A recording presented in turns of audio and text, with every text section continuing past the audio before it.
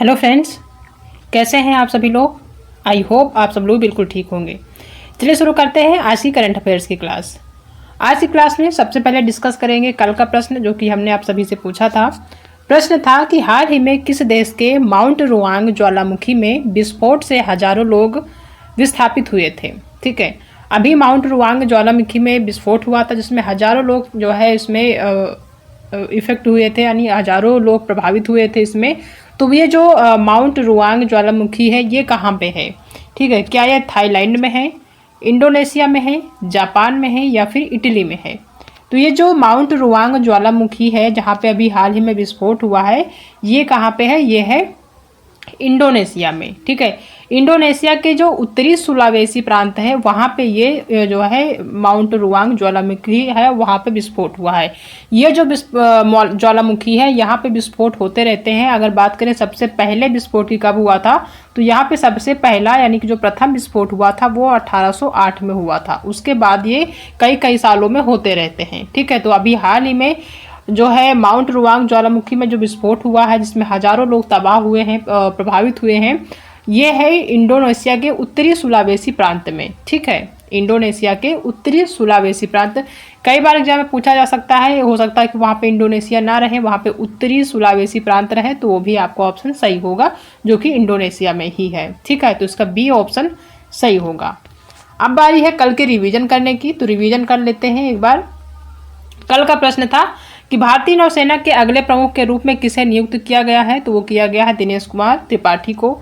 जो भारतीय नौसेना है उनको अगले प्रमुख के रूप में जो है नियुक्त किया गया है, और ये जो दिनेश कुमार त्रिपाठी हैं ये अगले जो है भारतीय नौसेना के प्रमुख नियुक्त किए जाएंगे या नियुक्त होंगे। ठीक है, हिंदुस्तान जिंक वैश्विक स्तर पर चांदी उत्पादन में किस स्थान पर पहुंच गया है, तो वो पहुंच गया है तीसरा स्थान पे।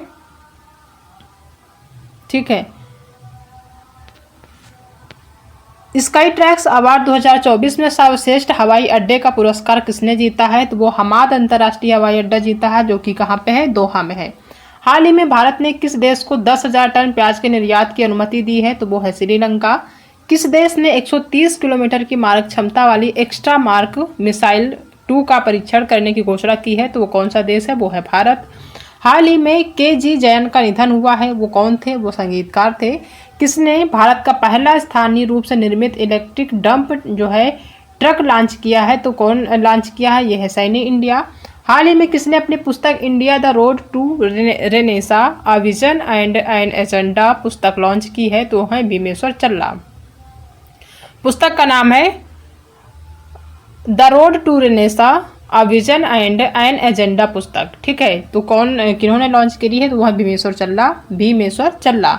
हाल ही में कहाँ के उच्च न्यायालय ने PSA 1978 के तहत व्यक्ति की हिरासत को रद्द कर दिया है, तो वो है जम्मू कश्मीर की।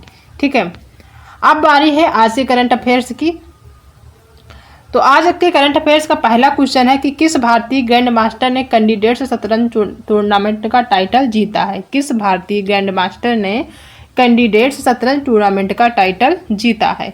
क्या वो आर प्रज्ञानंद हैं या फिर डी गुकेश हैं या फिर विदित गुजराती हैं या फिर हरिकृष्णा पेंटाला हैं। ठीक है, तो जो अभी हाल ही में जो भारतीय ग्रैंड मास्टर हैं जो कि जिन्होंने कैंडिडेट्स शतरंज टूर्नामेंट का जो टाइटल है जीता है वो कौन है, वो हैं डी गुकेश। ठीक है, इन्होंने जो है अभी हाल ही में कैंडिडेट्स शतरंज टूर्नामेंट का टाइटल जीता है। अगर बात करें ये जो टूर्नामेंट हुआ है कब से कब हुआ था, तो 3 अप्रैल से 22 अप्रैल के बीच हुआ था। ये टूर्नामेंट कहाँ पे हुआ था, टोरंटो, जो कि कनाडा के द ग्रेट हॉल में हुआ था। ठीक है, टोरंटो कनाडा के द ग्रेट हॉल में हुआ था ये कैंडिडेट शतरंज टूर्नामेंट टाइटल। जिन्होंने जीता है वो है डी गुकेश, और ये जो डी गुकेश हैं ये अब तक के सबसे कम उम्र के विजेता भी बने हैं। ठीक है, तो इस चीज़ को ध्यान रखिएगा कि जो भारतीय ग्रैंड मास्टर हैं जिन्होंने कैंडिडेट शतरंज टूर्नामेंट का टाइटल जीता है वो हैं डी गुकेश, और ये जो है सबसे कम उम्र के विजेता बने हैं। ये जो टूर्नामेंट चला था ये 3 से 22 अप्रैल के बीच तक चला था, और कहाँ था, टोरंटो के जो टोरंटो है वहाँ के कनाडा के द ग्रेट हॉल में ये जो है टूर्नामेंट चला था। ठीक है, नेक्स्ट क्वेश्चन है कि PM यानी प्रधानमंत्री नरेंद्र मोदी ने भगवान महावीर निर्माण महोत्सव का उद्घाटन कहाँ किया है। भगवान महावीर निर्माण महोत्सव का उद्घाटन अभी हाल ही में किया गया है, तो कहाँ किया गया है? वाराणसी में किया गया है, पटना में किया गया है, नई दिल्ली में किया गया है या फिर अहमदाबाद में। तो ये जो उद्घाटन किया गया है भगवान महावीर निर्माण महोत्सव का, ये किया गया है नई दिल्ली में। अगर बात करें कि ये जो उनका निर्माण महोत्सव कितने नंबर का है, तो ये 2550वें नंबर का निर्माण महोत्सव इनका था, जो कि जिसका उद्घाटन अभी हाल ही में किया गया है। ठीक है, और ये जो उद्घाटन हुआ है कब हुआ है, तो ये हुआ है 21 अप्रैल को। 21 अप्रैल को जो है भगवान महावीर का जो निर्माण महोत्सव है उसका उद्घाटन किया गया है, और ये 2595वां उनका जो है 50वां उनका महावीर निर्माण महोत्सव है। ठीक है, अगर बात करें कि जो महावीर निर्माण महोत्सव किसकी उसमें मनाया जाता है, तो जो भगवान महावीर हैं ये जैन धर्म के 24वें तीर्थंकर हैं। ठीक है, जो महावीर स्वामी हैं, भगवान महावीर स्वामी, ये जैन धर्म के 24वें तीर्थंकर हैं। उन्हीं की याद में भगवान महावीर जो है महावीर स्वामी है, उन्हीं के निर्वाण दिवस में जो है निर्वाण दिवस को ही निर्वाण महोत्सव के रूप में मनाया जाता है, जो कि 2550वां आपकी बार मनाया गया है। ठीक है, कहाँ मनाया गया है, तो नई दिल्ली में मनाया गया है। और इस दिन जब इनका जो है भगवान महावीर स्वामी का निर्माण दिवस था, तो इस दिन उन्होंने ये उद्घाटन तो किया ही, साथ ही एक स्मारक डाक टिकट और एक सिक्का भी जारी किया है आज के ही दिन, यानी कि 21 अप्रैल के दिन। ठीक है, जिस दिन उद्घाटन हुआ है। तो इस चीज़ को याद रखिएगा, ये सारे पॉइंट। नेक्स्ट क्वेश्चन है कि UNFPA रिपोर्ट के अनुसार अगले कितने वर्षों में भारत की जनसंख्या दोगुनी हो जाएगी? UNFPA रिपोर्ट के अनुसार, UNFPA की अगर बात करें इसका फुल फॉर्म, तो इसका जो फुल फॉर्म होता है वो यूनाइटेड नेशन पॉपुलेशन फंड होता है। अगर हिंदी की बात करें तो संयुक्त राष्ट्र जनसंख्या कोष, संयुक्त राष्ट्र जनसंख्या कोष इसका जो है हिंदी में कहते हैं इसको, और इंग्लिश में जो कहते हैं वो कहते हैं यूनाइटेड नेशन पॉपुलेशन फंड। इनके अनुसार, यानी कि संयुक्त राष्ट्र जनसंख्या कोष के अनुसार अगले कितने वर्षों में भारत की जो जनसंख्या वह दुगनी हो जाएगी। आज की जो है जितनी पॉपुलेशन आज है इसके अकॉर्डिंग जो है दुगनी हो जाएगी। तो क्या वो 63 वर्ष है, 77 वर्ष है, 75 वर्ष है या फिर 80 वर्ष है? तो ये कौन सा है? ये है 77 वर्ष। यानी जो संयुक्त राष्ट्र जनसंख्या कोष है उसका कहना है कि अगले 77 वर्ष में जो भारत की जनसंख्या है वो आज से 2 गुनी हो जाएगी। ठीक है, नेक्स्ट क्वेश्चन है कि भारतीय नौसेना की पूर्व नौसेना कमान पूर्वी लहर अभ्यास का संचालन किया गया। ये पूर्वी कमान का मुख्यालय जो है वो कहाँ पे है? यानी ये जो पूर्वी लहर अभ्यास का संचालन किया गया है, तो पूर्वी कमान का मुख्यालय कहाँ पे है? क्या ये चेन्नई में है, विशाखापत्तनम में है, कटक में है या फिर कोच्चि में है? तो ये जो मुख्यालय है वो कहाँ पे है? विशाखापत्तनम में है। ठीक है, नेक्स्ट क्वेश्चन है कि संपत्ति के आधार पर एशिया प्रशांत में शीर्ष 50 ऋणदाताओं में कितने भारतीय बैंक शामिल हुए हैं? संपत्ति के आधार पर एशिया प्रशांत में शीर्ष यानी कि टॉप 50 ऋणदाताओं में कितने भारतीय बैंक शामिल हुए हैं? तो कितने हुए हैं? वो हुए हैं 3 जो बैंक शामिल हुए हैं ये कौन कौन से हैं इसके बारे में भी जान लीजिए। तो ये जो 3 बैंक हैं उसमें पहला है SBI। ठीक है, SBI शामिल है, दूसरा ICICI है और HDFC है। ये 3 बैंक हैं जो कि एशिया प्रशांत में शीर्ष 50 ऋणदाताओं के में जो है शामिल हुए, ऋणदाताओं में भारतीय बैंक हैं जो कि शामिल हुए हैं। ठीक है, यानी संपत्ति के आधार पर एशिया प्रांत में शीर्ष 50 ऋणदाताओं के सूची में ये तीनों बैंक शामिल हुए हैं। वैसे तो 3 बैंक हैं और 3 भारतीय बैंक हैं, तो पहला या यूँ कह लें कि SBI, HDFC और ICICI ये 3 बैंक शामिल हुए हैं। ठीक है, तो 3 बैंक हैं जो कि SBI, ICICI और HDFC ये 3 शामिल हुए हैं। नेक्स्ट क्वेश्चन है कि भारतीय मिल्क ब्रांड नंदिनी आगामी T20 क्रिकेट विश्व कप में किन 2 टीमों का स्पॉन्सर बना है? भारतीय मिल्क ब्रांड, एक मिल्क का ब्रांड है नंदिनी, आगामी T20 क्रिकेट विश्व कप में किन 2 टीमों का स्पॉन्सर बना है? क्या वह स्कॉटलैंड और इंग्लैंड है, दूसरा स्कॉटलैंड और या आयरलैंड है, या फिर नेपाल और श्रीलंका है, या फिर USA और बांग्लादेश है? ठीक है, तो इसका जो सही आंसर होगा वो स्कॉटलैंड और आयरलैंड है। ठीक है, भारतीय मिल्क ब्रांड जो नंदिनी है वो आगामी T20 क्रिकेट विश्व कप में जो 2 टीमों का स्पॉन्सर बना है वो बना है स्कॉटलैंड और आयरलैंड का। ठीक है, नेक्स्ट क्वेश्चन है कि राष्ट्रीय सुरक्षा गार्ड के प्रमुख के रूप में किसे नियुक्त किया गया है। राष्ट्रीय सुरक्षा गार्ड के रूप में किसे नियुक्त किया गया है। क्या वो विजय कुमार सिंह हैं, अनिरुद्ध प्रसाद हैं, नलिन प्रभात है या फिर मनोज कुमार शर्मा हैं। तो इसका जो सही है वो है नलिन प्रभात। नलिन प्रभात जो है वो राष्ट्रीय सुरक्षा गार्ड के प्रमुख नियुक्त हुए हैं, जो कि सबसे बड़ी सुरक्षा एजेंसी मानी जाती है। राष्ट्रीय सुरक्षा गार्ड सबसे बड़ी सुरक्षा एजेंसी मानी जाती है। ये जो है इसके प्रमुख के रूप में जो है वो है नलिन प्रभात, जो कि एक खुद IPS अधिकारी हैं।